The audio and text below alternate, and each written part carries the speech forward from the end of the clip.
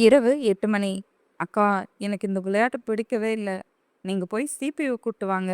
அவன் கூட பேசினா தான் டைம் போறதே தெரியாது." என பாண்டிக்குள்ளே விளையாடிக் கொண்டிருந்த சன்விகாவை பார்த்து கூறினாள் தீக்ஷண்யா. "அவனுக்கு வேலை இல்லையா தீக்ஷி? எப்ப பாரு அவன் கூடயே இருக்கணும்னு நினைக்கிற?" என்றாள் சன்விகா. "எனக்கு அவன் கூட தான்க்கா இருக்கணும்னு தோணுது. ப்ளீஸ் அக்கா, அவன போய் கூட்டிட்டு வாங்க." "யாழி அக்கா, நீ என்ன அமைதியா இருக்க? நீங்க போய் கூப்பிட கூட வேணாம். ஃபோனாவது பண்ணி வர சொல்லுங்க." என பாவமாக கூறினாள் தீக்ஷண்யா. "அவன் அடிக்கடி இங்க வரக்கூடாதுன்னு பாட்டி சொல்லியிருக்காங்க தீக்ஷி. இப்போதைக்கு உனக்கு போர் அடிச்சா கேம் விளையாடு."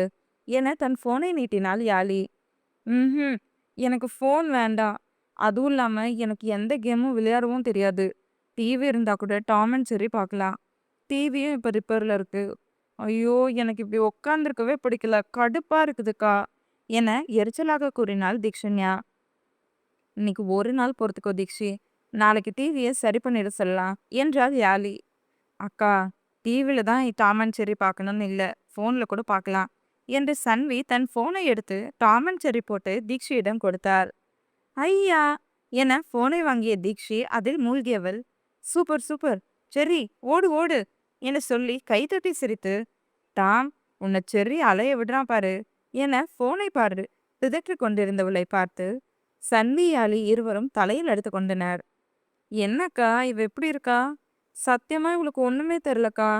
கண்டிப்பா பின்னாடி ரொம்ப கஷ்டப்படுவான்னு நினைக்கிறேன்." என்றாள் சன்வி. "அவ எதுக்கு சன்வி கஷ்டப்படணும்? அவ நம்ம வீட்டுக்கு தானே மருமகளா வரப்போறா. அதுவும் அவ வெகுளியா இருந்தாலும் யாரையும் கஷ்டப்படுத்த மாட்டா. 14 வயசு தானே ஆகுது. இப்ப அப்படிதான் இருப்பா. இன்னும் ஒரு 3 வருஷம் 4 வருஷத்துக்கு அப்புறம் பாரு, நல்லாவே மாறியிருப்பா." என்றாள் யாழி. அது வேணா சரிதாக்கா." என்றாள் சன்வி. அப்போது நால்வருக்கும் இரவு உணவை எடுத்து வந்த ஐஸ்வர்யா, "3 பேரும் போய் ஹேண்ட் வாஷ் பண்ணிட்டு வாங்க, சாப்பிடலாம்." என்றாள். சரி என மூவரும் கையை கழுவி விட்டு வந்த அமர, தீக்ஷிக்கு அவள் தட்டில் ஒரு தோசையை வைத்து குருமா ஊற்றிய ஐஸ்வர்யா, தங்களுக்கும் தலா 2 தோசையை வைத்து சாப்பிட ஆரம்பித்தாள். தோசையை பிய்த்து குருமாவில் தொட்டு வாய்க்குள் கொண்டு சென்ற தீக்ஷண்யாவுக்கு சட்டென சக்தியின் நினைவு வர, ஷன்வியிடம், "அக்கா, சக்தி மாமாவுக்கு கையில அடிபட்டு இருக்குல்ல, சாப்பிட்டாங்களான்னு தெரியல. அம்மாவை போய் சாப்பாடு வீட்டு விட சொல்றியா?" என்றார். அதை கேட்டு மூவரும் அதிர்ச்சியாக அவளை பார்த்து, "ஏ தீக்ஷி, நீ என்ன நினைச்சிட்டு இருக்க? உனக்கு சக்தியை பிடிச்சிருக்கா? சண்டை கோழியா இருப்ப, அவனை வெறுக்கிறேன்னு டைலாக்லாம் விடுவ. இப்ப என்னன்னா அவன் மேல அக்கறையா இருக்க மாதிரி பேசுற?" என புரியாமல் கேட்டே விட்டாள் யாழி. "அக்கா, எப்பவும் அவனை பிடிக்கவே பிடிக்காது. எனக்கு அவன் எதிரி தான். ஆனா நான் அவ்வளோ கெட்ட பொண்ணு கிடையாது. அவனுக்கு நான் தானே மருந்து போட்டு விட்டேன். அப்போ கை முட்டியில செம்ம அடி. கண்டிப்பா அவனால ஸ்பூன் இல்லாம சாப்பிடவே முடியாது. அதுவும் இல்லாம அவனுக்கு ஸ்பூன் யூஸ் பண்ணி சாப்பிடுறதும் பிடிக்காது. அதான் அம்மா ஊட்டி விட்டா சாப்பிடுவான்னு தோணுச்சு சொன்னேன்." என சாதாரணமாக கூறினாள் தீக்ஷண்யா. "அவன் வீட்ல இல்ல தீக்ஷி. அவன் மட்டும் இல்ல, யாருமே வீட்ல இல்ல. இன்னைக்கு இங்க யாரும் தங்கக்கூடாதுன்னு எல்லாரும் ஹரிஷ் பெரியப்பா வீட்டுக்கு போயிட்டாங்க." என்றாள் சன்வி. "அப்ப நீங்க மட்டும் எதுக்கு இங்க இருக்கீங்க?" என பட்டென கேட்டாள் தீக்ஷண்யா. "எங்கள போன்னு சொல்றியா?" என அவளை செல்லமாக முறைத்து கொண்டே கேட்டாள் யாழி. "ஈ நான் அப்படி டைரக்டா சொல்லலக்கா." என்றாள் தீக்ஷண்யா. அவளை பார்த்து மூவரும் முறைக்க, "அக்கா, இவ டைரக்டா சொல்லல தான். பட் இன்டைரக்டா சொல்றா." என்றாள் ஐஸ்வர்யா. "எனக்கும் புரியுது ஐஸ்வர்யா." என்றாள் யாழி. "சரி சரி, அமைதியா சாப்பிடுங்க." என்ற தீக்ஷண்யா சில நிமிடங்களில் நால்வரும் சாப்பிட்டு முடிக்கவும், மூவரும் உள்ளே அடைந்து கிடப்பது ஒரு மாதிரி இருக்கவும் தோட்டத்திற்கு செல்லலாம் என முடிவெடுத்து தீக்ஷண்யாவிடம் சொல்லிவிட்டு அங்கிருந்து நகர்ந்தனர். இவங்க தான் கம்பெனிக்கு இருந்தாங்க. இவங்களும் போயிட்டாங்க. சரி, இதுவும் நல்லதா இருக்கு என தீக்ஷண்யா தனக்குள்ளே நினைத்து கொண்டு இருக்கும் போதே சண்விகாவின் போன் அடித்தது. மோகனா தான் கால் செய்திருந்தார். தினேஷின் நம்பரிலிருந்து கால் வருவதை பார்த்த தீக்ஷண்யா, "என்ன மாமா கால் பண்றாரு?" என்று நினைத்து கொண்டே காலை அட்டன் செய்தவள், "மாமா, அக்கா இல்ல. நான் தான் அக்கா ஃபோன்ல டாம் அண்ட் ஜெர்ரி பார்த்துட்டு இருக்கேன். அவங்க 3 பேரும் தோட்டத்துல இருக்காங்க. நீங்க யாழியக்காவுக்கு ஃபோன் பண்ணி பேசுங்க." என்றார். வாயாடி, என்ன பேசி விடுடி." என்ற மோகனா, "கொஞ்ச நேரத்துக்கு அந்த வாய்க்கு ரெஸ்ட் குடுடி. எப்ப பார் தொண தொணன்னு." என கிண்டல் அடித்தார். "அத்தை, நீ தான் ஃபோன் பண்ணியா? சரி, எதுக்கு ஃபோன் பண்ண? இத சொல்றதுக்கா?" என கேட்டவளை கொட்ட வேண்டும் போல இருந்தது மோகனாவுக்கு. "என்ன அத்தை அமைதியாயிட்ட? ஒருவேளை ஃபோனை மியூட்ல போட்டுட்டியா?" ஆமாடி, நீ பேசுறது கேட்க முடியாம மியூட்ல தான் போட்டுட்டேன். ஏன்டி இப்படி பேசியே சாவடிக்கிற? எங்க அண்ணன் எவ்ளோ அமைதியானவரு. அண்ணி கூட ரொம்ப பொறுமை. ஆனா நீ இருக்கு பாரு என தலையிலேயே எடுத்துக்கொண்டார் மோகனா. அத்தை, நீ இப்ப என்ன சொல்ல வர? எனக்கு ஒண்ணுமே புரியல. புரிய வேண்டியதெல்லாம் புரியாது. ஆனா மத்ததெல்லாம் நல்லா புரியும் என தனக்குள் முனகிய மோகனா, நான் உன்கிட்ட பேச தாண்டி கால் பண்ணேன் என்றார். என்கிட்ட பேசுவா? என்ன அத்தை பேச போற? தீக்ஷி, நான் பேசி முடிக்கிற வரைக்கும் தயவு செஞ்சு நீ நடுவுல பேசக்கூடாது. சரியத்தா சொல்லு. சக்திக்கு கையில அடிபட்டு இருக்கு. நீயும் உங்க அம்மாவும் என்ன சொன்னாலும் அவன் கேட்பான். அதனால சக்திக்கு ஃபோன் பண்ணி அவனை சாப்பிட சொல்றியா என தயங்கி தயங்கி கேட்டார் மோகனா. அத்தை, அவன் நான் சொன்னா கேட்பானா? தீக்ஷி, அவனுக்கு 23 வயசாகுது. உன்னை விட 9 வருஷம் பெரியவன். ஒழுங்கா மரியாதை கொடு என மிரட்டலாகவே கூறினார் மோகனா. சரி அத்தை, அவங்க நான் சொன்னா கேட்பாங்களா? இன்னைக்கு தான் நான் பார்த்தனே. நீ சொன்ன உடனே அமைதியா உட்காந்து கட்டு போட்டுட்டானே என்றார் மோகனா. ஐயோ அத்தை, அவன் ஏதோ நல்ல மூட்ல இருந்திருப்பான் போல. இல்லனா என்னை அங்கேயே பொச்சிருப்பான் என மனதிலேயே நினைத்து கொண்ட தீக்ஷண்யாவுக்கு தெரியவில்லை அவன் கொலைவெறியான மூடில் தான் இருந்தான் என்று. என்ன தீக்ஷி, சத்தத்தையே காணோம்? அத்தை, நீங்க அம்மா கிட்ட சொல்லுங்க. அம்மா உங்ககிட்ட சொல்லிடுவாங்க என்றார். அது எனக்கு தெரியாதா? உங்க அம்மாவுக்கு கால் பண்ணி சொன்னேன். அதுக்கு நீங்களே பேசுங்க அண்ணி. இன்னும் எத்தன நாளைக்கு இப்படி ஒதுங்கியே இருப்பீங்கன்னு டயலாக். ஏற்கனவே அவன் என் மேல கான்ல வேற இருக்கான். இதுல நான் சாப்பிடுன்னு சொன்னேன், கண்டிப்பா சாப்பிட மாட்டான். அதான் உன்கிட்ட சொன்னேன். நீ என்னோட செல்ல மருமக தானே. மாமாக்கு ஃபோன் பண்ணி சாப்பிட சொல்லு தீக்ஷி என கெஞ்சலாக கூறினார். என்கிட்ட தான் ஃபோன் இல்லையே அத்தை. அப்பா, இவகிட்ட சொல்றதுக்கு நானே அவன்கிட்ட சொல்லிடலாம் போல என பெருமூச்சு விட்ட மோகனா, ஏய் நீ இப்ப எதுலடி பேசிக்கிட்டு இருக்க என கோபமாக கேட்டார். சன்வி அக்கா போன்ல. அவ போன்ல இருந்தே கால் பண்ணு என சொல்லிவிட்டு அவள் அடுத்த கேள்வி கேட்க வரும்போதே காலை கட் செய்து விட்டார். அத்தை, அத்தை என கத்திய தீக்ஷன்யா. ஐயோ, அத்தை வேற டப்புன்னு கட் பண்ணிட்டாங்க. இதுல அவன் நம்பர் என்னன்னு சேவ் பண்ணியிருக்குன்னு கூட தெரியலையே என நினைத்து கொண்டே எஸ் லெட்டர் ஸ்டார்டிங்கில் இருந்த பேரையெல்லாம் பார்த்து கொண்டு வந்தவள் சக்தி என்ன என்பதை பார்த்து, இதுவா தான் இருக்கும்னு நினைக்கிறேன். ஐயோ, இப்ப எப்படி பேசுறது? இவங்கிட்ட வேற மரியாதையா பேசணும்.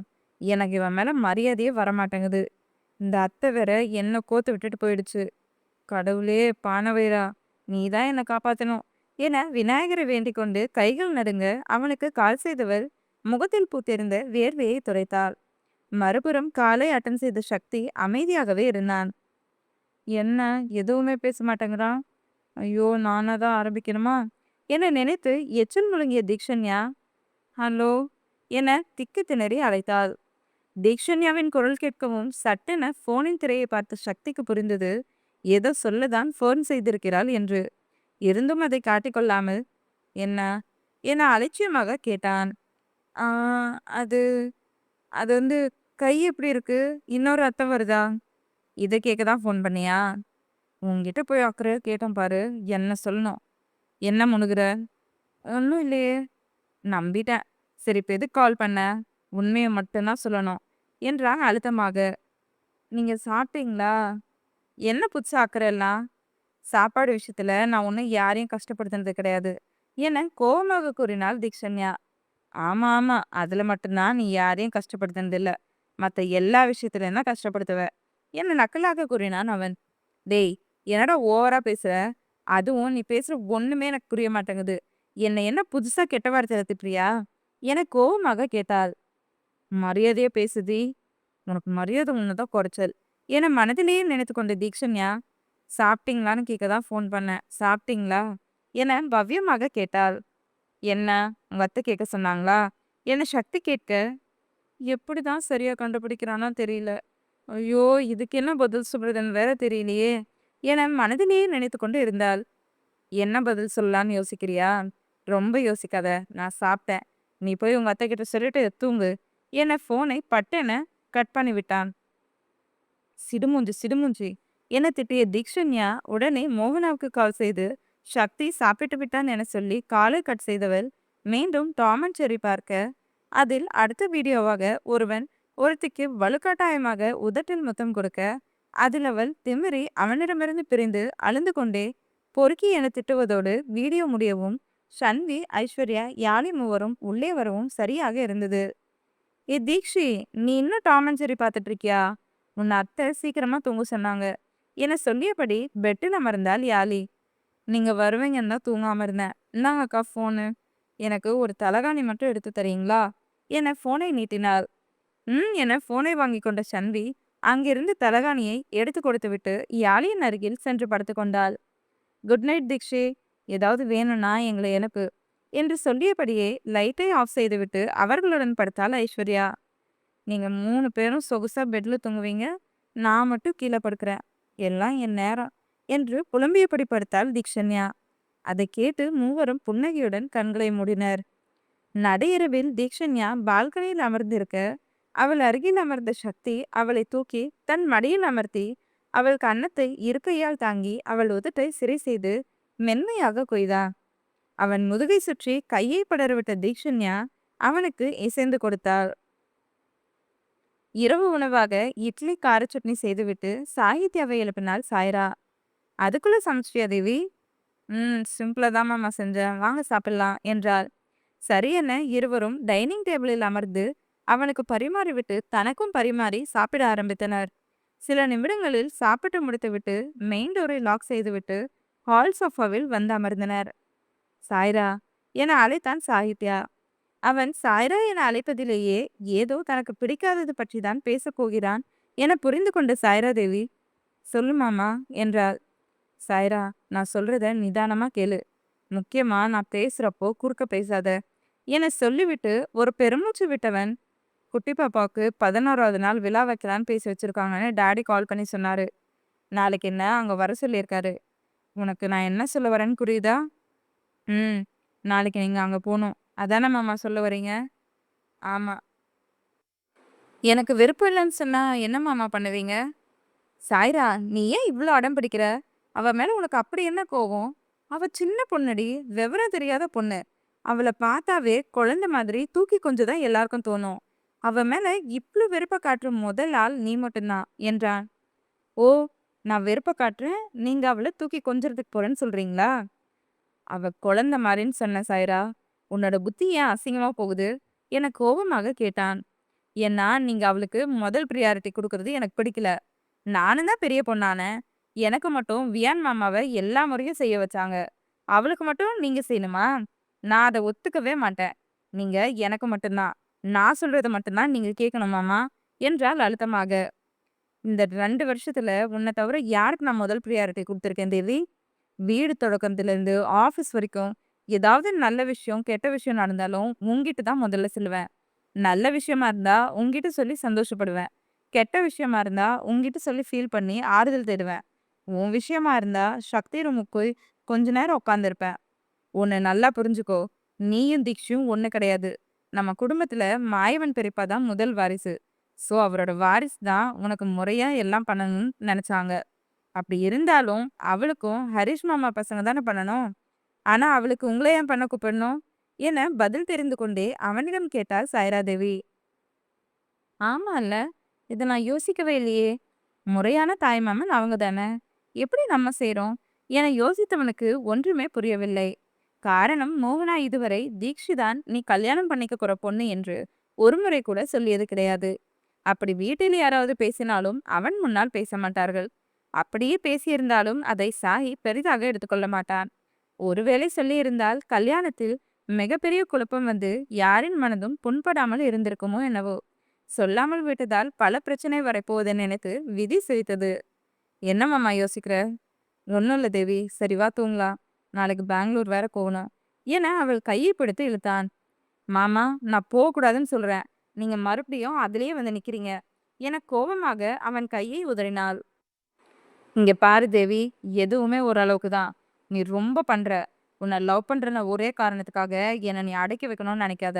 நான் சாகித்ய தேவ் தினேஷ் கார்த்திக் சின்வா. எந்த அளவுக்கு அடங்கி போறனோ அந்த அளவுக்கு அக்ரெசிவாவும் மாறுவேன்னு உனக்கே நல்லா தெரியும். உன்னோட பிரச்சனை, நான் அவளுக்கு எந்த சடங்கும் செய்யக்கூடாது அதானே? கண்டிப்பா நான் அவளுக்கு பண்ணவே மாட்டேன், போதுமா?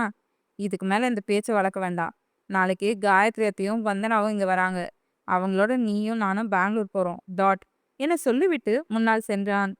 அவன் இதுவரை இறங்கி வந்ததே பெரியது என நினைத்த சாய்ரா மறுபேதம் சொல்லாமல் அவன் பின்னால் வந்து வழக்கம் போல அவனை அணைத்து கொண்டு படுத்தாள். தானும் அவளை அணைத்து உச்சியில் இதழ் பதித்தவன், சாரிடி, கொஞ்சம் வாய்ஸ் ரைஸ் பண்ணி பேசிட்டேன், பயந்துட்டியா? இல்ல மாமா. என்றவனுக்கு சாய்ராவை நினைத்து கொஞ்சம் பயமாக தான் இருந்தது. இப்போதே இவள் இப்படி என்னை அடக்க நினைக்கிறாள், இன்னும் கல்யாணமான பிறகு என் கதி என்ன ஆகுமோ? ஆனால் இப்போது மட்டும் கல்யாணம் செய்யவே கூடாது.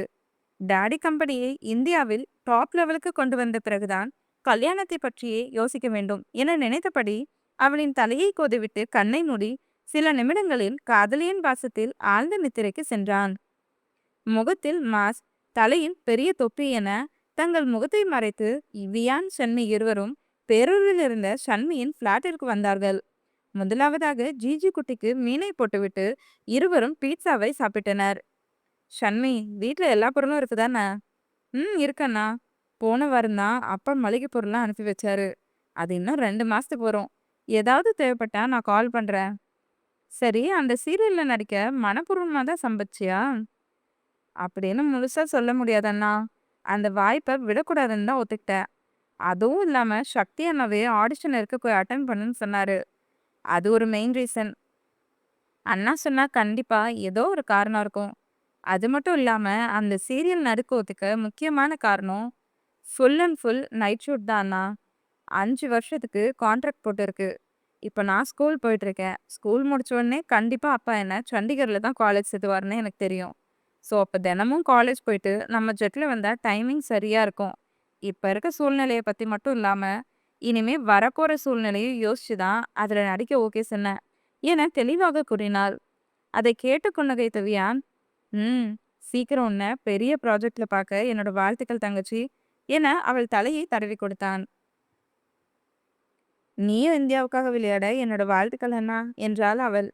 ம் அதன் பின் இருவரும் குளித்து முடித்து வந்து ஒன்றாக சேர்ந்து இரவு உணவை சமைத்து சாப்பிட்டுவிட்டு அவரவர் அறைக்கு சென்று தூக்கத்தை தொலைவினார். காலை பொழுது அழகாக புலர்ந்தது.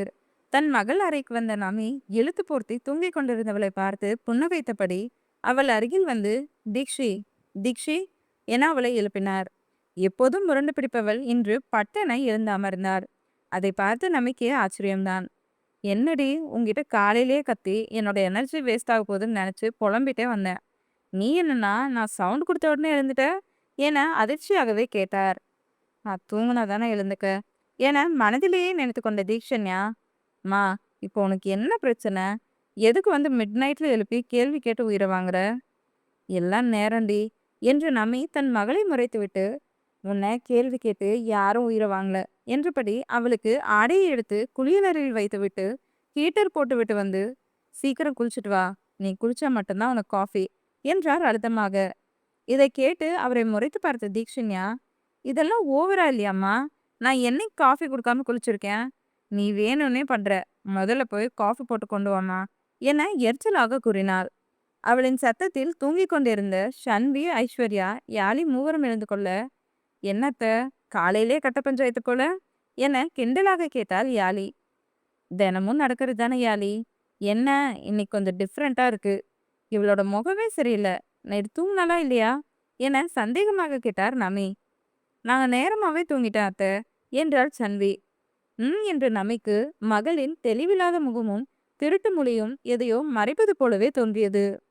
என்னத்த அவளையே பார்த்துட்டு இருக்கீங்க என ஐஸ்வர்யா கேட்க, ஒன்றும் இல்லை ஐஸ்வர்யா, இவளை போய் குளிக்க சொன்னா காஃபி குடித்தாதான் குளிப்பேன்னு சொல்லிட்டு சண்டைக்கு வரா. இப்பவே இந்த பழக்கத்தை விட்டாதான் இனிமேல் இவளை கொஞ்சம் கொஞ்சமா மாற்ற முடியும். அத்தை சொல்றது சரிதானே தீக்ஷி, நீ போய் குளிச்சுட்டு வா என்றாள் ஐஸ்வர்யா. எனக்கு காஃபி வேணும் அக்கா என உறுதியாக கூறினாள் தீக்ஷன்யா. அப்பா கால் பண்ற, அவர் வந்து 2 ஊசி போட்டு உனக்கு காஃபியும் கொடுப்பாரு, வாங்கி குடிப்ப என சொல்லியபடி போனை எடுக்கும் போது, இல்ல இல்ல தீக்ஷி குட் கேர்ள், அவ சீக்கிரமா குளிக்க போயிட்டா என அடித்து பிடித்து அவசர அவசரமாக குளியல் அறைக்குள் புகுந்து கொண்டாள். அதை பார்த்து அனைவரும் சிரிக்க, ஊசின்னு சொன்னா மட்டும் எப்படி பதறி அடிச்சுட்டு ஓடுறா பாருங்கத்த என சிரித்தார் ஷன்வி. இவளுக்கெல்லாம் எதுலையாவது பயத்தை காட்டிட்டே இருக்கணும் ஷன்வி. சரி சரி, அவ குளிச்சுட்டு வந்ததுக்கு அப்புறம் நீங்களும் குளிச்சிருங்க என்றார் நமி. சரிங்க அத்தை என யாழி, ஷன்வி இருவரும் தலையை ஆட்ட, அத்தை எனக்கு ட்ரெஸ் இல்லை, என பாவமாக கூறினாள் ஐஸ்வர்யா. என் ட்ரெஸ் உனக்கு கரெக்டா இருக்கும், அதே யூஸ் பண்ணிக்கோ ஐஸ்வர்யா என்றார் யாழி. ஆமா ஐஸ்வர்யா, இப்போதைக்கு யாழியோட ட்ரெஸ் வாங்கி போட்டுக்கோ. கீதா நீ ட்ரெஸ் கொண்டு வரதுக்கு எப்படி இன்னும் 2 மணி நேரம் ஆகும்.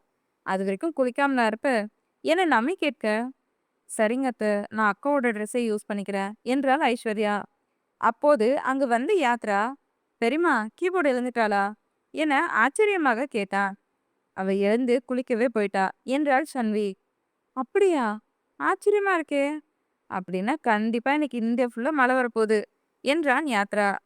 இன்னைக்கு மழை வரப்போதோ இல்லையோ, அவ குளிச்சுட்டு வந்தா உனக்கு யமகண்டம் ஸ்டார்ட் ஆக போகுது. ஏன்னா நீங்க பேசுறது அவளுக்கும் கேட்கும் என கிண்டல் அடித்தாள் யாழி. ஐயோ ஆமா, நான் முதல்ல கீழே போறேன் என சொல்லிவிட்டு அங்கிருந்து எஸ் ஆனான் யாத்ரா. அதில் 4வரும் புன்னகைக்க, அவ குளிச்சுட்டு வந்தா 3 பேர்ல யாராவது அவளுக்கு தலைவாரி விடுங்க, நான் போய் காஃபி போட்டு கொண்டு வரேன் என அங்கிருந்து நகர்ந்தார் நமி. காலை மணி 8. ஹரிஷ் வீட்டில் இருந்தவர்கள் அனைவரும் வந்தவுடனே அனைவருமாக தீக்ஷண்யா அறைக்கு தான் வந்தனர். பெரியவர்கள் பெட்டிலும் சோஃபாவில் அமர, இளையவர்கள் கீழே அமர்ந்திருக்க அவர்கள் வந்ததை கூட உணராமல் அமர்ந்திருந்தாள் தீக்ஷண்யா. நமி, என்ன இன்னைக்கு அதிசயமா இருக்கு, என்னோட மருமக வாயவே திறக்க மாட்டேங்கிறா என மோகனா கேட்க, எனக்கும் அதானே புரியவே இல்லை, காலையிலிருந்து மந்திரிச்சு விட்ட கோழி மாதிரியே தான் சுத்திட்டு இருக்கா என்றார் நமி. அதை கேட்டு அனைவரும் அவளையே பார்க்க, குட்டி பாப்பா என்னாச்சுடா, ஏன் ஒரு மாதிரி இருக்க என தினேஷ் கேட்கும்போது, அத்தம்மா என அழைத்து கொண்டு உள்ளே வந்தான் சக்தி. சக்தியின் குரலில் யோசனையிலிருந்து வெளிவந்தவள் சட்டென எழுந்து அவன் அருகில் நெருங்கி வந்து அவன் சட்டையை பிடித்துக்கொண்டு, பொறுக்கி எதுக்குடா எனக்கு முத்தம் கொடுத்த என கேட்க, அவள் சொன்னதை கேட்டு அனைவரும் அதிர்ந்து போய் எழுந்து நின்றனர். ஏய் என கத்தினான் சக்தி. என்ன கத்துற, பொறுக்கி பொறுக்கி என்னோட உதட்ட எதுக்குடா கடிச்சு வச்ச, எப்படி வலிக்கு தெரியுமா என தீக்ஷியின் வார்த்தை பாதையில் நின்று அம்மா என அலறல் சத்தம் அறையெங்கும் எதிரொலித்தது. சக்தி தான் அறிந்திருந்தான். அவனுக்கும் எவ்வளவு கோபம். பின்னே அவன் பண்ணாத ஒன்றை செய்தான் என்று சொன்னால் சும்மா இருப்பானா என்ன. கீழே விழுந்திருந்தவளின் எதிரே மண்டியிட்டு அமர்ந்து அவள் தாடியில் ஒற்றை விரல் வைத்து தன்னை பார்க்குமாறு செய்து, நான் உனக்கு முத்தம் கொடுத்தனாடி என உடல் இருக அழுத்தமான குரலில் கேட்டவனை பார்க்க அனைவருக்குமே பயமாக தான் இருந்தது. அதுவும் வாசலில் நின்றிருந்த சாகித்யா, சாய்ரா, காயத்ரி மூவரும் சக்தியின் தோற்றத்தை பார்த்து அடுத்த அடி எடுத்து வைக்காமல் அப்படியே நின்றனர். ரதுவந்தனாவுக்கு மயக்கமே வருவது போல இருந்தது. அனைவருக்கும் கோபம் வரும், கோவப்படுவார்கள் தான். வீட்டில் உள்ள அனைவரின் கோபத்தையும் வந்தனா பார்த்திருக்கிறாள். ஆனால் சக்தியை எல்லோரை விடவும் ஒரு படி மேலே இருந்தான். கோபம் மட்டும் வந்துவிட்டால் அவன் ராட்சசனாக மாறிவிடுவான். அதனாலே அவனை பார்த்தால் வந்தனாவின் உடல் நடுங்கும். அதில் தன் பக்கத்தில் நின்றிருந்த காயத்ரியின் கையை இறுக்கமாக பிடித்து கொண்டாள். சக்தி, அவ பயப்படுறா, அவளை பத்தி தான் தெரியும்ல, ஏதோ புரிஞ்சுக்காம பேசுறா, விடுடா என்றார் நமி. அது எப்படி அத்தம்மா விட முடியும், இப்ப நான் இதை சாதாரணமா எடுத்துட்டு போனா அடுத்த நாள் ரேப் பண்ணிட்டேன்னு சொல்லுவா. இவளுக்கு எனக்கு ஏதாவது சொல்லி இந்த வீட்டை விட்டு துரத்திடணும். அதுக்கு எந்த எல்லைக்கும் போவான்னு இன்னைக்கு நான் நல்லாவே புரிஞ்சுக்கிட்டேன் அத்தம்மா என்றவன் தீக்ஷியை பார்த்து, சீ, நீ எல்லாம் பொண்ணே இல்லடி, நான் அந்த வீட்டுக்கு வரக்கூடாதுன்னு தானே இவ்வளோ பெரிய பழியை என் மேல கொடுற.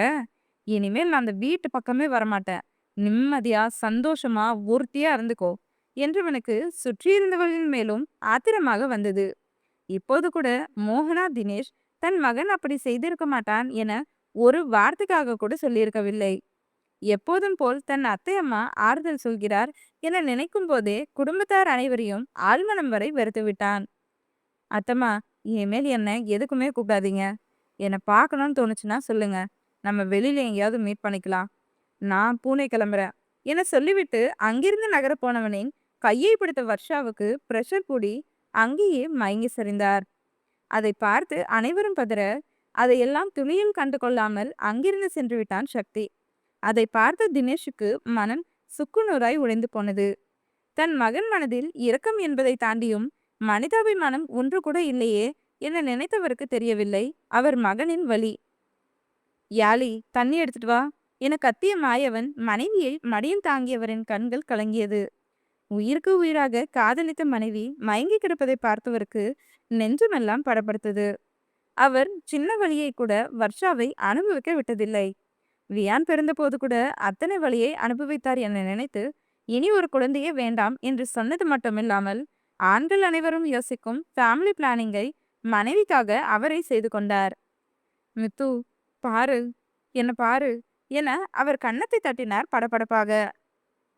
வர்ஷாவின் நாடியை செக் செய்த சரவணன் மாயவனிடம், "பயப்படாதீங்க பெரியப்பா, பெரியம்மாவுக்கு ஒன்றும் இல்லை, கொஞ்சம் ப்ரெஷர் ஏறிடுச்சு, அதான் டக்குன்னு மயங்கிட்டாங்க" என்றவன் யாழி கொண்டு வந்த தண்ணீரை அவர் முகத்தில் தெளித்து, அவர் கண் விழித்ததும் மெல்ல உட்கார வைத்து தண்ணீரை குடிக்க கொடுத்தான். வர்ஷா கண் விழித்த பிறகுதான் அனைவரும் ஆசுவாசம் அடைந்தனர். "மித்து, இப்ப எப்படி இருக்கு?" என மாயவன் கேட்க, "நான் நல்லா இருக்கேன், சக்தி எங்க போயிட்டான்?" என பதட்டமாக கேட்டார் வர்ஷா. "அவன் போயிட்டான் நீ, எல்லாம் தோ இவளால" என மகள் முதுகிலேயே அடி போட்டார் நமி. "ஆ அம்மா, என்ன எதுக்கு அடிக்கிற? அவன் தான் எனக்கு முத்தம் கொடுத்தான். நேத்து சண்வி அக்கா ஃபோன்ல இப்படிதான் ஒருத்தன் ஒரு அக்காவுக்கு முத்தம் கொடுக்கும்போது அந்த அக்கா அவனை கேள்வி கேட்டுச்சு. அதனால தான் நானும் அவங்கிட்ட அதே மாதிரி கேட்டேன்" என சாதாரணமாக சொன்னவளின் இடது பக்க பட்டு கன்னம் சிவந்து போய் எரிச்சலை கொடுத்தது. "குட்டி பாப்பா" என அழைத்தபடி உள்ளே வந்த சாகித்ய தேவ், "உண்மைய சொல்லு, என்னதான் நடந்துச்சு? எதுக்கு சக்தி மேல இப்படி ஒரு பழிய போடுற? சக்தி எப்போ உன்னை கிஸ் பண்ணா?" என சங்கடமாகவே கேட்டான். "சாஹி, என்ன கேள்வி கேட்குற? சக்தி அப்படியெல்லாம் கீழ்த்தரமா நடந்துக்க மாட்டா. இவ தான் ஏதோ லூசு மாதிரி உளறிட்டு இருக்கா" என தன் மகளை முறைத்து கொண்டே கூறினார் நமி. "எனக்கு தெரியும் அத்த, அவன் எனக்கும் தம்பிதான். நாங்க ஒரே ரத்தம். என்னதான் அவன் என் கூட வளரலனாலும் அவனோட குணத்தை என்னால கணிக்க முடியும். அதே மாதிரி தான் குட்டி பாப்பாவும். அவ எதுக்காக சக்தி கிட்ட அப்படி கேட்டான்னு தெரியணும்ல" என்றவன் தீக்ஷண்யாபுரம் திரும்பி, "குட்டி பாப்பா, என்ன நடந்ததுன்னு உண்மையை சொல்லு" என்றான் அழுத்தமாக. சாகித்யா கேட்ட கேள்வி அனைவருக்கும் சரியென்றே பட, தீக்ஷண்யாவையே அனைவரும் பார்க்க, "சொல்லு தீக்ஷி, அவன் தான் கேட்குறான்ல" என்றார் சந்தோஷ். அவருக்குமே மகள் மேல் சின்ன வருத்தம்தான். சக்திக்கு ஆறுதலாக இருந்த இடம் இந்த வீடு.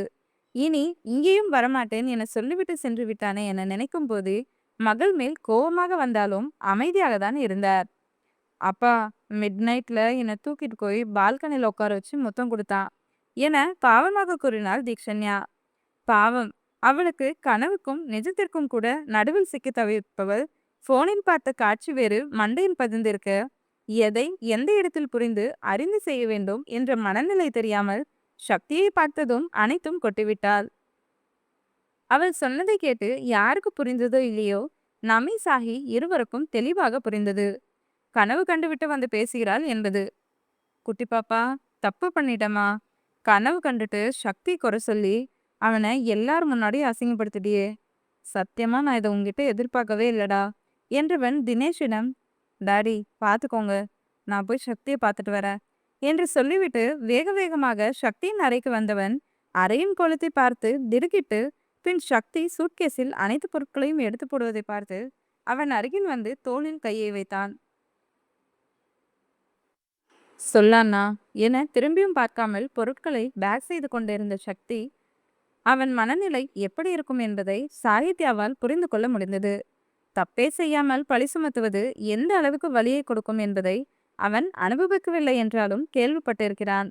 சக்தியின் முகத்தில் துளிக்கூட எந்த உணர்ச்சியும் தெரியவில்லை. அவன் என்ன நினைக்கிறான் என்பதை அவன் கண்களை பார்த்து கூட கண்டுபிடிக்க முடியவில்லை. "சக்தி, அவ சின்ன பொண்ணு, ஏதோ கனவு கண்டுட்டு அறியாம பேசிட்டா, இதுக்கெல்லாம் கோவப்பட்டு போகாத" என சொல்ல வந்தவன் தம்பியின் உடல் இறுக்கத்தில் பாதி வார்த்தையை வாய்க்குள்ளேயே முழுகி கொண்டான். சூட்கேஸ் ஜிப்பை மூடிய சக்தி, "எனக்குன்னு சுயமரியாதை இருக்குண்ணா. அவ என்னோட கேரக்டரை தப்பா ப்ரொஜெக்ட் பண்ணும்போது இதுக்கு மேல நான் இங்க இருக்கிறது எனக்கே சரின்னு படல. ப்ளீஸ் லீவ் இட், நான் கிளம்புறேன், பாய்" என சொல்லிவிட்டு அவனை திரும்பியும் பாராமல் அங்கிருந்து சென்று விட்டான். பட்டும் படாமல் பேசிவிட்டு செல்லும் தம்பியின் மனநிலை சாகிக்கு புரியதான் செய்தது. இப்போது அவன் இருக்கும் மனநிலையில் அவனிடம் என்ன பேசினாலும் சரியாக இருக்காது. அவன் பூனே கிளம்புவது நல்லதுதான் என நினைத்தவன் அங்கிருந்து தீக்ஷண்யா அறைக்கு வந்தான். "சக்தி கிளம்பிட்டானா சாஹி?" என தினேஷ் கேட்க, கிளம்பிட்டான் டாடி" என்றவன் தீக்ஷண்யா அழுது கொண்டிருப்பதை பார்த்து சக்தி பற்றி பேச வேண்டாம் என நினைத்து நம்மிடம், "அத்தை, எல்லாரும் சாப்பிட்டீங்களா?" என பேச்சை மாற்றும் விதமாக கேட்டான். "இன்னும் யாருமே சாப்பிடல சாஹி. இவ பண்ணி வச்சிருக்க வேலையில யாருக்காவது சாப்பாடு இறங்குமா? பாவம், அவனை ஒவ்வொரு முறையும் அசிங்கப்படுத்தி அனுப்புறா, இல்லனா கேவலப்படுத்தி அனுப்புறா என கடிந்து கொண்டார். அத்தை, அவ சின்ன பொண்ணு. ஏதோ தெரியாம பேசிட்டா. சக்தி இத பெருசா எடுத்துக்க மாட்டான். நீங்க ஃபீல் பண்ணாதீங்க. போய் எல்லாருக்கும் சாப்பாடு எடுத்து வைங்க. நான் எல்லாரையும் கூட்டிட்டு வரேன். என அவரை பேசி அனுப்பி வைத்தவன், அதன் பின் இளைய பெண்களை மட்டும் தீக்ஷண்யாவிடம் இருக்க சொல்லிவிட்டு அனைவரும் ஹாலுக்கு வந்தனர். வாங்க சாப்பிடலாம் என நம்மை அழைக்க, எனக்கு எதுவும் வேணாம் என உடனடியாக மறுத்தனர் மோகனா, வர்ஷா இருவரும். மித்து என மாயவனும், பாப்பா என தினேஷும் ஒரே நேரத்தில் அழைத்து, அண்ணி, பாப்பா 2 பேரும் சாப்பிடாம உடம்ப கெடுத்துக்கலான்னு இருக்கீங்களா என நிதானமாக கேட்டார் தினேஷ். சாப்பிட்டா மட்டும் உடம்பு நல்லாயிடுமா மாமா என வேதனையாக கேட்டார் மோகனா. அதை கேட்டு அனைவரும் அப்படியே நிற்க, ரேயன் தோளில் தூங்கிக் கொண்டிருந்த நிஷா அழுகத் தொடங்கினாள். நிஷா அழுவதில் அனைவரும் அவளையே பார்க்க, நிஷா குட்டி, என்னாச்சு என அவளை ஆத்ரேயனிடமிருந்து வாங்கி கொண்டான் சரவணன். அதை பார்த்து மேலும் அழுத நிஷா, பா பா, அம்மா அம்மா என கோர்வையாக கேட்டு அம்மா வேண்டும் என வீறிட்டு கத்தினாள். அதை கேட்டு ரேயன் தன் மகளை கலங்கிய கண்களுடன் பார்க்க, நிஷா குட்டி, அம்மா சூப்பர் விமன். அதனால உன்ன மாதிரியே நிறைய குழந்தைங்களை காப்பாத்த போயிருக்காங்க. நீ அழுவாம இருந்தனா அம்மா சீக்கிரம் வருவாங்க. சோ அழுவாம ஸ்மைல் பண்ணுங்க என கொஞ்சியபடி கூறினான் சரவணன். அம்மா அம்மா எப்போ வருவா என நிஷா கேட்க, அவள் என்ன கேட்க வருகிறாள் என்பதை புரிந்து கொண்ட சரவணன், ம் ஆமா நிஷா குட்டி, அம்மா சீக்கிரம் வருவாங்க. அதுக்கு நீ அழுகாம இருக்கணும். நீ அழுதுட்டே இருந்தா அம்மா வரமாட்டாங்க என்றான் சரவணன். சரி என தலையாட்டியவள், சித்தா, நிஷா குட்டி ஸ்மைல், அம்மா கம்மிங் என்றால் தன் குட்டி உதட்டை அவன் கன்னத்தில் ஒட்டி எடுத்து. அவளின் பேச்சிலும் ரியாக்ஷனிலும் அனைவரும் வருத்தம் கலந்த புன்னகையோடு பார்க்க, தானும் அவள் கன்னத்தில் முத்தமிட்ட சரவணன் அனைவரையும் பார்த்து, நாங்க தோட்டத்துல இருக்கோம், நீங்க பேசிட்டு இருங்க என சொல்லிவிட்டு நிஷாவுடன் அங்கிருந்து நகர்ந்தான். டாடி, சக்தி இங்கிருந்து போனதும் எல்லாருக்கும் வருத்தம்தான். அதுக்காக ஃபீல் பண்ணிட்டு இருக்க முடியுமா? அவன் இப்படியே இருந்துட மாட்டான். நமியத்தை அவனை எப்படியும் சமாளிச்சிருவாங்க. என்னத்த நான் சொல்றது சரிதானே என நமியிடம் கேட்டான் சாகித்யா. சரிதான் சாகி. அவன் கொஞ்சம் இல்ல, ரொம்பவே கோவத்துல தான் போயிருக்கான். ஆனா இப்படியே இருக்க மாட்டான். நான் அவன்கிட்ட பேசுறேன். தீக்ஷுக்கு சீர் செய்யும்போது அவன் தானே முன்ன நின்று எல்லாம் பண்ணணும் என்றார் நமி. சந்தோஷ் தன் மனைவியை முறைக்க, அதை நம்மி கண்டுகொள்ளவே இல்லை. அவன் வந்தா எங்களுக்கும் சந்தோஷம்தான் நமி என்று அகிலா, மோகனா வர்ஷா இருவரின் கையை பிடித்து இழுத்து வந்து டைனிங் ஹாலில் உட்கார வைத்தார். எல்லாரும் வாங்க சாப்பிடலாம். நமி அண்ணி, நான் எல்லாருக்கும் பரிமாறுறேன். நீங்க பொண்ணுக்கு எல்லாம் எடுத்து போய் கொடுத்துட்டு வாங்க என்றார். சரி என்றார் நமி. அனைவரும் டைனிங் ஹாலில் அமர, கீதா, அகிலா, புவி மூவரும் பரிமாற, காயு அவன் என்ன பண்றான் என தினேஷ் கேட்டார். ஸ்டேஷனே கதைன்னு கிடக்குறாரு அண்ணா. ரொம்ப ரொம்ப வேலை அதிகம். எப்படியோ ரத்து இருக்கிறதால இருட்டு கட்டுறதுக்குள்ள வீட்டுக்கு வந்து சேர்றாரு. இல்லனா மிட் நைட்ல தான் வருவாரு என்றார் காயத்ரி. அவன் வேலை அப்படி, அதுக்காக என்ன பண்ண முடியும் குட்டி என்றார் மாயவன். அதுக்குன்னு குடும்பத்தையே பார்க்காம வேலை பார்த்து என்னன்னா வரப்போகுது. இவர் மட்டும்தான் ஸ்டேஷன்ல இருக்க மாதிரி சின்ன கேஸ் வந்தா கூட ஓடி போயிடுறாரு. பாவம் ரது, அவர் டைமுக்கு வரலனா அழுகிற நிலைமைக்கு போயிடுறா என்றார் வருத்தமாக. அவளுக்கு பயங்காயோ, எங்க பிரியா ரஞ்சித்க்கு நடந்த மாதிரி ஏதாவது வசந்த் மாமாக்கும் நடந்துருமோன்ட்டு மனசு போட்டு குழப்பிக்கிட்டு இருக்கா. ஆனா அவளோட பயமும் நியாயமானது தான். இருந்தாலும் மாமா கேர்லெஸ்ஸா இருக்க மாட்டாரு என்றார் அகில். ம் எனக்கும் புரியுதண்ணா. அவ சின்ன பொண்ணு தானே, போக போக புரிஞ்சுப்பா என்றார் காயத்ரி. அத்தை 12th முடிச்சிட்டா, அடுத்து என்ன படிக்க வைக்கலான்னு இருக்கீங்க என சாகி கேட்க, பிகாம் படிக்கிறேன்னு சொல்றா. உங்க மாமா பிஏ இங்கிலீஷ் படிக்க சொல்றாரு. என்ன பண்ணுவான்னு தெரியல என்றார் காயு. அவளுக்கு எதுல விருப்பம் இருக்கோ அதையே படிக்கட்டும். நம்ம விருப்பத்தை அவ மேல திணிக்க வேண்டாம் என்றார் சரோ. நானும் அதுதான் சொல்லலான்னு நினைச்சேன் என்றார் மேகலை. நீங்க சொன்னாலும் சொல்லலனாலும் வசந்த் தம்பி அவளோட விருப்பத்துக்கு முன்னுரிமை கொடுப்பாரு என்று வள்ளி காயுவிடம், பையனை கூட்டிட்டு வரலையா என கேட்க, அவன் வந்தா யாருமா கம்பெனியை பார்த்துப்பா? எனக்கு தெரிஞ்சு இன்னைக்கு ராணா வந்துடுவான்னு நினைக்கிறேன் என்றார் கண்ணன். சக்தி அங்க போயிருப்பான்னு நினைச்சு சொல்றீங்களா மாமா என தினேஷ் கேட்க, ஆமா தினேஷ், எனக்கும் அப்படிதான் தோணுது என்றார் மாயவன். அவன் சென்னை போயிருந்தா சண்மிக்கு கால் பண்ணி சொல்லிடுவா என்றார் அகில். ம் என்ன நாங்க பேசிட்டு இருக்கோம், நீங்க அமைதியாவே இருக்கீங்க?" என கீதா, வர்ஷா, மோகனா, ஹரிஷ், யாத்ரா ஐவரையும் மாறி மாறி பார்த்தபடி கேட்டார் தினேஷ். "நான் சக்திய பத்தி யோசிச்சுட்டு இருந்தேன் மாமா" என்று மோகனா சொல்ல, "நானும் அவன தான் நெனச்சுட்டு இருந்தேன். அதான் நீங்க பேசினது சரியா கவனிக்கல" என வர்ஷாவும் சொல்ல, "நான் ரேயன பத்தி நெனச்சு பங்கு. அவனுக்கு இன்னொரு கல்யாணம் பண்ணலான்னு இருக்கேன். அவன் ஒத்துக்கவே மாட்டேங்கிறான். இன்னைக்கு நீயே பார்த்தல்ல, நிஷா என்ன கேட்டான்னு. இப்போ குழந்தைக்கு அம்மாவோட பாசம் தேவைப்படும் பங்கு. என்னதான் நாங்க எல்லாரும் இருந்தாலும் தாய போல வராதுல்ல" என்றார் ஹரிஷ். "நம்ம யோசிச்சு என்னங்க பண்றது? அங்க பாருங்க, அவன கல்யாண பேச்சு எடுத்ததுக்கே அப்படி முறைக்கிறான். இதுல அவன இன்னொரு பொண்ண கல்யாணம் பண்ணிக்கோன்னு சொன்னா கொதறி வச்சிடுவான்" என தன் மகனை பார்த்தபடியே கூறினார் கீதா. "அம்மா, நான் எத்தனை முறை சொல்றது? என்னோட வாழ்க்கையில இன்னொரு பொண்ணுக்கு இடம் இல்ல. ப்ளீஸ்மா, என்ன கன்வின்ஸ் பண்ணணும்னு நினைக்காதீங்க. போதும், கடந்த கால வாழ்க்கையில பட்ட அடியே என்னால இன்னும் மறக்க முடியல. இதுல இன்னொரு வாழ்க்கைக்குள்ள என்னால போகவே முடியாது. நிஷாவ பாத்துக்க நம்ம எல்லாரும் இருக்கோம்ல. இப்போ அடம் பண்றவ விவரம் தெரியும்போது அடம் பண்ண மாட்டா" என உறுதியாக கூறினான் ரேயன். "ரேயா, என்னதான் அவ அடம் பண்ணலனாலும் ஒரு குழந்தைக்கு அம்மாவோட அன்பும் அரவணைப்பும் தேவைப்படும். அதுவும் பொண்ணுக்கு அதிகமாவே தேவைப்படும். நம்ம இத்தனை பேர் இருந்தோம், அவ அம்மா வேணும்னு தானே கேக்குறா. அதுல கூட அவளோட உணர்வை புரிஞ்சுக்க மாட்டியா?" என கவலையாக கேட்டார் குணா. "தாத்தா ப்ளீஸ், என்னை இப்படியே இருக்க விட்டுருங்க. என்னால இன்னொரு கல்யாணத்தை பத்தி யோசிக்க கூட முடியல.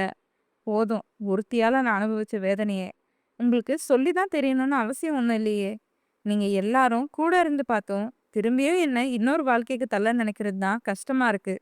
அதுவும் இல்லாம என்னோட வாழ்க்கையில இன்னொரு காதலுக்கு இடமே கிடையாது. போதும், ஒருத்தி கொடுத்துட்டு போன வழியே இன்னும் என்னால மறக்க முடியல" என விரக்தியாக கூறினான். "ஹரிஷ் விடு, அவனை ஃபோர்ஸ் பண்ண வேணாம்" என்றார் சந்தோஷ். "ஆமா மாமா, அவனோட இடத்துல இருந்து யோசிச்சு பார்க்கணும்ல. நம்மளா ஒரு முடிவு எடுத்து அவனை ஃபோர்ஸ் பண்றதுல என்ன ஆகட் போகுது? இதுல அவன் வாழ்க்கை மட்டும் இல்ல, இன்னொரு பொண்ணோட வாழ்க்கையும் அடங்கியிருக்கு. இப்போதைக்கு இத பத்தி விடுங்க, பார்த்துக்கலாம். அவன் இப்படியே இருக்க போறது இல்ல. நீங்களும் கூட ஒரு காலத்துல இப்படிதானே இருந்தீங்க. உங்க பையன் உங்கள மாரி தான் இருப்பான். அது அது தானா நடக்க வேண்டிய நேரத்துல எல்லாம் நடக்கும்" என்றார் அஸ்வின். அஸ்வின் சொன்னதும் சரி என்றே அனைவருக்கும் தோன்றியது. அதனால் அடுத்து எதுவும் பேசாமல் அமைதியாக சாப்பிட்டனர். இளைய பெண்கள் அனைவருக்கும் உணவை எடுத்து வந்த தீக்ஷன் யாருக்கு வந்த நமி, யாலி, ஷன்வி, சாய்ரா, ரது, ஐஸ்வர்யா எல்லாம் போய் ஹேண்ட் வாஷ் பண்ணிட்டு வாங்க, சாப்பிடலாம் என்றவர் தன் மகளை பார்த்து, "உனக்கு மட்டும் என்ன தனியா சொல்லுமா? கோடி, போய் நீ ஹேண்ட் வாஷ் பண்ணிட்டு வா" என்று முறைத்து கொண்டே கூறினார். தானும் அவரை முறைத்தாள் திஷன்யா. "எனக்கு எதுவும் வேணாம்மா, டிராவல் பண்ணி வந்ததே எனக்கு ஒரு மாதிரி இருக்கு" என்ற சாய்ரா தேவி பெட்டில் படுத்துக்கொண்டாள். "சரிடா, நீ தூங்கு. வந்தனா, நீ சாப்பிடுறியா இல்ல நீயும் தூங்க போறியா?"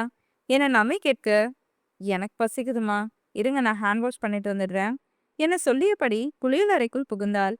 அவள் பின்னாலேயே மற்றவர்களும் கை கழுவி விட்டு வந்து அமர ஐவருக்கும் பரிமாறினார் நமி. ஐவரும் சாப்பிட ஆரம்பிக்க தன் மகளை இன்னமும் முறைத்து கொண்டுதான் இருந்தார் நமி.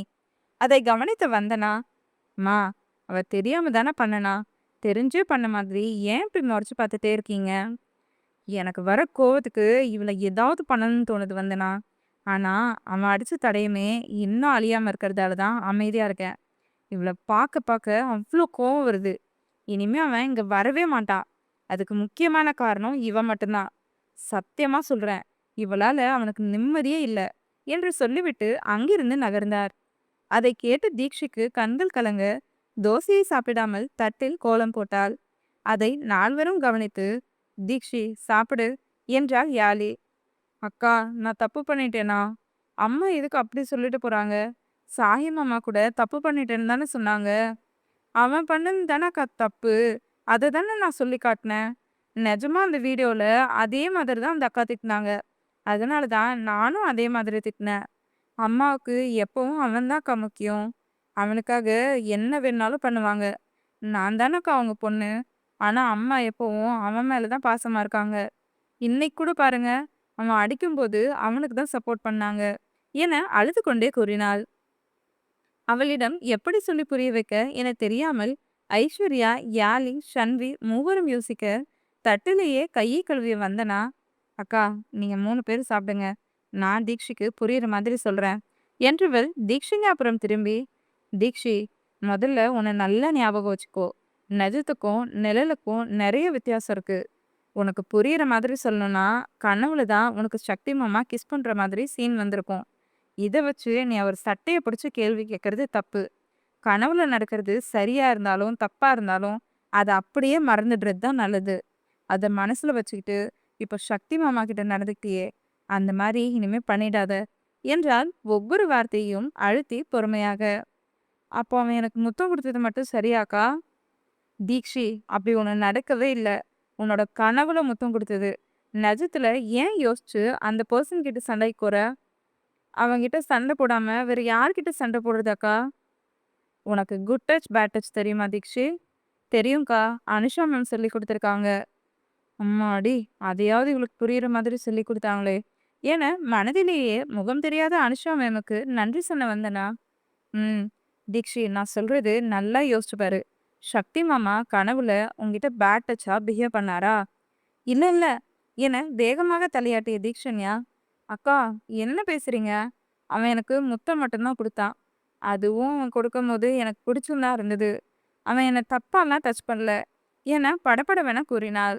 அதை கேட்டு நால்வரும் அவளையே பார்க்க, வந்தனா இந்த பேச்சை இதோட விடு. சாய் என்ன கல்யாணம் பண்ணிக்க போறவள சக்தி கூட வச்சு பேசுறது நல்லா இல்ல. அவ கனவுல ஏதோ கண்டுட்டா. இப்போ அவளுக்கு தெரிலனாலும் விவரம் தெரிஞ்சதுக்கு அப்புறம் எல்லாமே புரியும். அன்னைக்கு அவளே அவளோட மடத்தனத்தை உணர்வா. இன்னைக்கு எல்லாம் தெரிஞ்சுக்கணும்னு அவசியமும் ஒன்றும் கிடையாது என உறுதியாக கூறினாள் யாழி. அக்கா சொல்றதும் சரிதான் வந்தனா. உங்க வயசுக்கு இது தேவையில்லாத பேச்சு. சக்தி கூட இவள அடிச்சதுக்கான காரணம் அண்ணியா நினைச்ச பொண்ணு இப்படி பேசிட்டாளேன்னு தான் இருக்கும் என்றாள் சந்தி. சரி அக்கா, நான் எதுவும் சொல்லல என்றாள் வந்தனா. நீங்க எதுவும் சொல்ல வேணாம். நீங்க பேசுறது எதுவும் எனக்கு புரியவும் இல்ல. எப்ப பாரு எனக்கு புரியாமலே பேசுறீங்க. முதல்ல சக்திய பத்தி பேசுறத நிறுத்துங்க. அவன் தான் இங்கிருந்து போயிட்டான்ல என எரிச்சலாக கூறினாள் தீக்ஷண்யா. அவனுக்கு மரியாதை குடுன்னு சொன்னா கேட்கவே மாட்டியா தீக்ஷி? இப்படியே பேசிட்டு ஒரு நாள் இல்லைன்னா ஒரு நாள் அப்பாவே திட்டினாதான் நீ அடங்குவ என்றாள் ஐஸ்வர்யா. மாமா என்னை திட்டினா கூட நான் அமைதியா இருப்பேன். ஆனா அவரு தான் தீக்ஷி மேல கோவம் வந்தா ஊசி குத்தி தீக்ஷிய கஷ்டப்படுத்துறாரு. அவருக்கு தீக்ஷி மேல பாசமே இல்ல. நீங்களும் என்ன மாமா கிட்டயே மாட்டி விடணும்னு ஐடியா பண்றீங்க. உங்களுக்கும் தீக்ஷிய பார்த்தா பாவமா இல்லையா என கன்னத்தில் கை வைத்து உதட்டை பிதுக்கி கேட்டவளின் ரியாக்ஷனை பார்க்க பார்க்க வளர்ந்த குழந்தை போலவே தெரிந்தாள். ஏய், நீ செம்ம கியூட் தீக்ஷி என அவள் கன்னத்தை பிடித்து கொஞ்ச நாள் வந்தனா. ம், ஆமா ஆமா, வளர்ந்த குழந்தையா அழகா தான் இருக்க. உன்னை வச்சுக்கிட்டு சாய் அண்ணா என்ன பாடுபட போதோ தெரியல என கிண்டல் அடித்தாள் யாழி. நல்ல வேளை சாய்தா தூங்கி இருந்தாள். இல்லை என்றால் என்ன பண்ணியிருப்பாள் என்பதை யாராலையுமே அறிந்திருக்க முடியாது. வளர்ந்த குழந்தைனா என்னக்கா என வழக்கம் போல தன் கேள்வியை கேட்டாள் தீக்ஷண்யா. அதை கேட்டு நால்வரும் ஒருவர் முகத்தை ஒருவர் பார்த்து கொண்டு பின் தங்களை தலையிலேயே அடித்து கொண்டார்கள். வளர்ந்த குழந்தைனா நீதான். உனக்கும் நிஷாவுக்கும் பெருசா டிஃப்ரெண்ட் இல்ல. அவ குட்டியா இருக்கா, நீ வளர்ந்தும் உன் மூளை குட்டியா இருக்கு என நக்கலாக கூறினாள் ஐஸ்வர்யா. ஓ, அப்ப நான் நிஷா குட்டியா? அப்ப சரி. தீக்ஷி இப்போ ஸ்லீப்பிங் பண்ண போறா. நீங்களும் போய் ஸ்லீப்பிங் பண்ணுங்க என தட்டின் கையை கழுவி உலகையை தாண்டி தட்டை வைத்தவள் தலையணையில் படுத்து போர்வையை போர்த்தி கொண்டாள். அவள் சொன்னதை கேட்டு நால்வருக்கும் சிரிப்புதான் வந்தது. காரணம் அவளை நிஷாவுடன் ஒப்பிட்டதும் நிஷா சொல்வது போலவே அச்சு பிசிறாமல் கூறியிருந்தாள். பெங்களூரிலிருந்து அடுத்த 1 மணி நேரத்தில் சென்னை வந்து சேர்ந்தான் சக்தி. பின் ஏர்போர்ட்டில் செக்கிங் முடித்துவிட்டு ராணாவுக்கு கால் செய்து கார் எடுத்து வரும்படி சொல்லிவிட்டு அங்கிருந்து விசிட்டர் சேரில் அமர்ந்தான். சில நிமிடங்களில் அவனின் மொபைல் சினுங்கியது. ரணதீரன் தான் கால் செய்திருந்தான். காலை அட்டன் செய்த சக்தி, எங்க இருக்க என கேட்க, வெளியில தான் வெயிட் பண்றேன் என்றான் ரணதீரன். வரேன் என்றதோடு காலை கட் செய்தவன் அடுத்த சில நிமிடங்களில் காரில் அமர்ந்திருந்தான். அதன் பின் கார் அங்கிருந்து நகர, எங்க மச்சான், வீட்டுக்கு போகவா இல்ல ஆபீஸ் போகவா என ரணதீரன் கேட்க, வீட்டுக்கு போ என சொல்லிவிட்டு சீட்டில் சாய்ந்து அமர்ந்தவனுக்கு தீக்ஷண்யா பேசியது நினைவுக்கு வந்தது. ஒண்ணுமே பண்ணாம பழி போடுறல்ல, நீ பண்ணதுக்கெல்லாம் வட்டியும் முதலுமா ஒரு நாள் கண்டிப்பா கொடுப்பண்டி என தனக்குள்ளே சொல்லிக் கொண்டவன் வீடு வந்ததும் காரிலிருந்து இறங்கி சூட்கேஸுடன் அந்த பங்களாவிற்குள் நுழைந்தான். ஆம், இது அவனின் சொந்த உழைப்பில் கட்டிய 2 அடுக்குமாடி பங்களா. அவன் சென்னை வந்தாலே ஒன்று ஆபீஸில், இல்லை இங்குதான் இருப்பான். இந்த பங்களா கட்டியதுக்கு முக்கியமான காரணம் கூட, ஆஃபீஸ் வந்தால் வெளியிலேயோ இல்லை தினேஷ் வீட்டிலோ தங்கக்கூடிய நிலைமை வந்துவிடும்.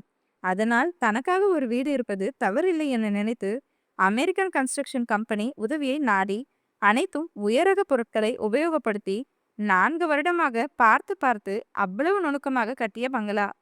ஒரு ஆடையையே அவ்வளவு நுணுக்கமாக டிசைன் செய்து தருபவன் வீட்டை மட்டும் சாதாரணமாக கட்டி விடுவானா என்ன? அந்த 2 அடுக்கு பங்களாவில் உள்ளே வந்ததும் வரவேற்பறை. ஹாலின் இடது பக்கம் 2 அறைகள். ஹாலின் வலது பக்கம் இருந்த விசாலமான கிச்சன். ஹாலிலிருந்து 2ஆக பிரியும் மாடிப்படிகள். மாடியின் வலது பக்கம் முழுக்க முழுக்க ஒரே ஒரு அறை. அதன் இடது பக்கமும் 3 அறை. வலது பக்கம் இருக்கும் அறைதான் சக்தியின் அறை. அந்த அறையிலேயே hall, kitchen, swimming pool, home theatre, office room, master bedroom என அனைத்தும் ஒதுக்கியிருக்க, ஒரு பக்கம் சுவராலும் 3 பக்கம் புல்லட் ப்ரூஃப் தாங்கும் உயரக கண்ணாடியான, உள்ளிருந்து பார்த்தால் வெளியில் தெரியுமாறு இருந்த கண்ணாடியால் அறை முழுக்க லாவெண்டர் நிறத்தில் ஆர்கிடெக்ட் பண்ணியிருந்தான். மாஸ்டர் பெட்ரூம் வந்தவன் சூட்கேஸை திறந்து தன் ஆடைகளை எடுத்து கபடில் அடுக்கிவிட்டு, சூட்கேஸில் மீதி இருந்த டைரி மேலும் சில பொருட்கள் அனைத்தும் அங்கிருந்த மற்றொரு அறைக்கு சென்று குப்பையில் வீசுவது போல வீசிவிட்டு, அறையை பூட்டிவிட்டு குளியல் அறைக்குள் புகுந்து குளித்து முடித்துவிட்டு அடுத்த சில நிமிடங்களில் ரெடியாகி ஆபீஸ் ரூம் சென்று சில ஃபைல்களை எடுத்துக்கொண்டு போர்டிகோவிற்கு வந்தான். இன்னும் அங்கேயேதான் ரணதீரன் நின்று இருந்தான். அந்த பங்களா கட்டியதிலிருந்து சக்தியை தவிர யாரும் உள்ளே சென்றதில்லை. அவன் வாயென்றும் யாரையும் அழைத்ததும் இல்லை. வாரத்தில் 2 முறை வேலையாட்கள் வந்து சுத்தம் செய்வார்கள். அதுவும் அவனின் அறையை தவிர்த்துதான். அவன் அறையை அவன் மட்டுமே சுத்தம் செய்வான். ஃப்ரீஸில் நின்று கொண்டிருந்த ரணதீரன் தோளில் கையை வைத்த சக்தி, கிளம்பலாமா என கேட்க, ம் என சொல்லியபடி டிரைவர் சீட்டில் அமர்ந்தான். சக்தி பின்னால் இருக்கையில் அமர, காரை ஸ்டார்ட் செய்து இயக்கிய ரணதீரன் முன்னால் இருந்த கண்ணாடி வழியாக சக்தியை பார்த்த பின் காரை ஓட்டினான். சீராக வெட்டப்பட்ட தலைமுடி, ஃபார்மல் உடையில் ட்ரிம் செய்யப்பட்ட தாடியில் அவனை பார்க்கவே தீரனுக்கே ஆச்சரியமாக இருந்தது. 3 வருடத்திற்கு முன்னால் பார்த்த சக்திக்கும் இப்போது பார்க்கும் சக்திக்கும் எத்தனை வித்தியாசம்! ஆனால் அன்றும் இன்றும் ஒன்றே ஒன்று மட்டும் ஒத்துப்போகிறது. அவன் முகத்தில் இல்லாத சிரிப்பும், உணர்ச்சி துடைக்கப்பட்ட பார்வையும், சின்ன சின்ன விஷயத்தில் கூட அவனிடம் இருக்கும் கம்பீரமும் அவனை பேரழகனாக காட்டியது. ரோட்டை பார்த்து ஓட்டு, என் முகத்துல என்ன இருக்கு என சக்தியின் குரலில் அவனை பற்றிய சிந்தனையிலிருந்து வெளிவந்து ரோட்டில் கவனம் செலுத்தினான். அதன் பின்பு சில நிமிடங்களில் டைட்டில் பார்க்கில் இருந்த சீதா 20 த்ரெட்ஸ் என்ற கொட்டை எழுத்துக்களில் பொறிக்கப்பட்டு கண்ணாடியால் மூடியிருந்த 3 அடுக்கு கட்டிடத்தின் முன்பு காரை நிறுத்தினான். இருவரும் ஒன்றாக உள்ளே வர, ஆபீஸில் இருந்த பழைய ஸ்டாஃப் அனைவருக்கும் சக்தியை தெரியும் என்பதால் சிலர் எழுந்து மரியாதை நிமித்தமாக வணக்கம் வைத்தனர். அவர்களுக்கு தலையசைத்த சக்தி படிகளில் ஏறி 3ஆம் தளத்தில் இருந்த அவனின் கேபினுக்கு வந்தான். லிஃப்ட் இருந்தாலும் அவன் எப்போதும் படிகளை யூஸ் செய்வதையே பழகியிருந்தான். ஏனென்றால் அவன் வேலைப்பளு காரணமாக எந்த ஃபிட்னஸ் ஒர்க்கும் செய்வதில்லை. அதனால் முடிந்த வரைக்கும் காலால் நடப்பான். அதே சமயம் மற்றவர்களுக்கு முன்னால் தன் பணத்திமரை சுத்தமாக காட்ட மாட்டான். தன் கேபினுக்கு வந்து அங்கிருந்த ரோலிங் சேரில் அமர்ந்த சக்தி தன் எதிரில் நின்றிருந்த ரணதீரனை அழுத்தமாக பார்த்தவன் கையில் இருந்த ஃபைலை மேஜையில் வைத்தான். அவன் பார்வையின் அர்த்தம் உணர்ந்த ரணதீரன் உடனே சண்மிக்கு கால் செய்து எதையோ பேசிவிட்டு சக்தி அருகில் வந்து கணினியை ஆன் செய்து, பாஸ், இப்போ வந்திருக்க ஜெர்மன் ப்ராஜெக்ட் எல்லாமே யூனிக்காக இருக்கணும்னு தான் நம்மக்கிட்ட ஆர்டர் கொடுத்துருக்காங்க. நாங்கள் சில டிசைன்ஸ் எல்லாமே அவங்களுக்கு அனுப்பியிருந்தோம். ஆனால் அவங்களுக்கு எதுவுமே பிடிக்கல என தயங்கியபடி கூறினான். அப்புறம் எப்படி சண்மிகா டிசைன் பண்ண மாடலை மட்டும் கேட்குறாங்க? அவளுக்காக நானே பார்த்து பார்த்து 1 மாசமா மூளையை கசக்கி பண்ண டிசைன் அவங்களுக்கு எப்படி தெரியும் என அழுத்தமாக, அதே சமயம் கோபமாக கேட்டான் சக்தி. அதை கேட்டு எச்சில் விழுங்கிய ரணதீரன், சாரி பாஸ், என்னோட கேர்லெஸ் தான் அதுக்கு காரணம். நான் தான் தெரியாம அந்த டிசைனையும் அவங்களுக்கு அனுப்பிட்டேன் என தலையை குனிந்து கொண்டு கூறினான். அவனை ஏகத்துக்கும் முறைத்து பார்த்த சக்தி, ராணா, ஒர்க்கில் கவனத்தை வை. இன்னொரு முறை இந்த மாதிரி தப்பு நடக்கவே கூடாது. அண்ட் அந்த ஜெர்மன் ப்ராஜெக்டை கேன்சல் பண்ணிட்டு அவங்களுக்கு பெனால்ட்டி அமௌண்ட்டையும் செட்டில் பண்ணிடுங்க என்றான். மச்சான் என அதிர்ந்து அவனை பார்த்த ராணா, சக்தி, ஆர் யூ ஜோக்கிங்? நீ செட்டில் பண்ணுறது லட்சக்கணக்கான பணம் இல்லை, கிட்டத்தட்ட 40 கோடி. இதனால நமக்கு தான் நஷ்டம். அது எவ்வளோ பணமாக இருந்தாலும் பரவாயில்ல, அதை பற்றி எனக்கு கவலையும் இல்லை, செட்டில் பண்ணிடு. சக்தி, பணத்தை வேஸ்ட் பண்ண வேணாம். சன்விக்காக பண்ண டிசைன அவங்களுக்கு பண்ணி குடுக்கலாம். No way! அவளுக்காக நான் ஆசைப்பட்டு பண்ணுனத அடுத்தவங்களுக்கு குடுக்க எனக்கு துளி கூட விருப்பம் இல்ல. என உடனடியாக மறுத்தான் சக்தி. சரி, டீல கேன்சல் பண்ண வேணாம். நான் உங்ககிட்ட பேசி பார்க்குறேன். அதுக்கப்புறம் என்ன முடிவு வேணாலும் எடுத்துக்கலாம். என சொல்லிவிட்டு அவன் பதிலை கூட எதிர்பார்க்காமல் அங்கிருந்து வேகமாக நகர்ந்தான். ஓட்டமும் நடையுமாக போகும் ரணதீரனை பார்த்து உதட்டுக்குள்ளே புன்னகைத்துக் கொண்டவனுக்கு திடீரென்று தீக்ஷண்யா நினைவு வரவும் அந்த புன்னகை அப்படியே மறைந்து முகத்தில் கோபம் படர்ந்தது. அப்போது நம்மிடமிருந்து கால் வர முகத்தை நார்மலாக வைத்துக்கொண்டு காலை அட்டன் செய்தவன், சொல்லுங்க அத்தம்மா என எப்போதும் போலவே பேச்சை தொடங்கினான். சக்தி, எங்க இருக்கு? என் மேல கோவமா? உண்மையை மட்டும் சொல்லு என அழுத்தமாக கேட்டார் நமி. உங்க மேல எனக்கு கோவமே இல்ல அத்தம்மா. அவ மேல தான் எனக்கு ஆத்திரமா வருது. அவளுக்கு என்னை பார்த்தா எப்படிதான் இருக்குன்னே தெரியல. அப்படி ஒரு பழிய போடுறா. அதுவும் எல்லார் முன்னாடியும் சட்டையை பிடிச்சு கேக்குறா. என்ன வார்த்தை சொன்னான்னு கேட்டீங்க தானே? பொறுக்கின்னு ப்ரொஜெக்ட் பண்றா. அங்க எல்லாரும் என்னை பத்தி தெரிஞ்சவங்களா இருக்கவும் பொறுமையா இருந்தீங்க. இதே வெளியில இப்படி பிஹேவ் பண்ணியிருந்தா என்னை பத்தி என்ன நினைப்பாங்க? என பல்லை கடித்துக்கொண்டு கோபமாக கேட்டான் சக்தி. உன்னோட பக்கம் இருக்கிற நியாயம் எனக்கு புரியுது சக்தி. அவ ஏதோ புரிஞ்சுக்காம லூசுத்தனமா பண்ணிட்டா. அதுக்காக நீ வீட்டை விட்டு போனதை நினைச்சா கஷ்டமா இருக்குடா என்றார் கவலையாக. சாரி அத்தம்மா. என்னால உங்களுக்கு நிறைய கஷ்டம் இல்ல. நீ எனக்கு எப்பவுமே சுகமான சுமதாண்டா. உன்னால என்ன எப்பவுமே கஷ்டப்படுத்த முடியாது. உன்னோட மனசுல இருக்க காயத்தை நினைச்சு வேணா கவலைப்பட்டுட்டு இருப்பேன். இப்பவும் அதை நினைச்சு ஃபீல் பண்ணிட்டு தான் இருக்கேன். நீதான் என்னை தவிர யார்கிட்டயும் ஒட்டவே மாட்டேங்கிற. உண்மையை சொல்லணும்னா மோகனா அண்ணி என சொல்ல வந்தவர் சக்தியின் கோபமான குரலில் பேச்சை நிறுத்தினார். ஸ்டாப் இட் அத்தம்மா என ஆக்ரோஷமாக கத்தி சேரில் இருந்து எழுந்த வேகத்தில் அந்த ரோலிங் சேர் பின்னோக்கி நகர்ந்தது. அவனின் சத்தத்திலேயே கோவத்தை புரிந்து கொண்ட நமி, சரி, நான் யாரை பத்தியும் பேசல. நீ எங்க இருக்க என நிதானமாக கேட்டார். ஆபீஸ்ல தான் அத்தம்மா என பொறுமையாக சொன்னாலும் கோபமாகவே வெளிவந்தது அவனின் வார்த்தைகள். சரி சக்தி, இப்போ நீ மூட் ஆஃப்ல இருக்கேன்னு நினைக்கிறேன். நேரத்துக்கு சாப்பிட்டு ரெஸ்ட் எடு. நான் அப்புறமா கால் பண்றேன். சரிங்க அத்தம்மா. அப்புறம் அவளை கொஞ்சம் பலமாவே அடிச்சிட்டேன். என் ரூம்ல டேபிள் மேல மருந்தும் மாத்திரையும் இருக்கும், எடுத்துக்கோங்க என சொல்லிவிட்டு பட்டென காலை கட் செய்து விட்டான்.